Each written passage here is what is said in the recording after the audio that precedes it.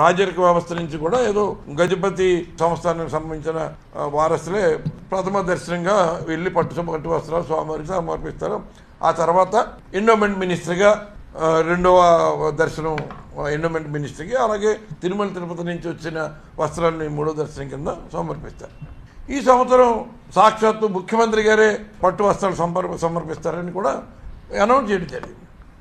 చాలా సంతోషం. ముఖ్యమంత్రి గారికి సింహాచల లక్ష్మీనరసింహస్వామి మీద ప్రత్యేకమైన శ్రద్ధతో వెళ్తున్నారు అని అందరూ అనుకున్నారు. ఆయన వెళ్ళలేదు, దేవాదాయ శాఖ మంత్రి వెళ్ళలేదు, ఎవరో మంత్రిని పంపించి సమర్పించారు. ఓకే, అది వేరే విషయం. అంటే ఈ ప్రభుత్వానికి ఆలయ లాంఛనాల్ని ఎలా జరిపించాలన్న దాని మీద ఏ రకమైన శ్రద్ధ లేదు. ఇన్ని ఘోరాలు జరుగుతున్నా కూడా ఎందుకు జరుగుతున్నాయని ఆలోచన లేదు.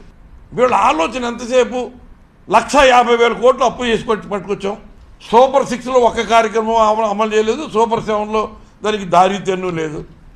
దీని మీద ప్రజలు చర్చించుకుంటుంటే దాన్ని డైవర్ట్ చేయడానికి రోజుకో రకమైన డైవర్షన్ పాలిటిక్స్లోకి వెళ్ళే ప్రయత్నం చేస్తున్నారు.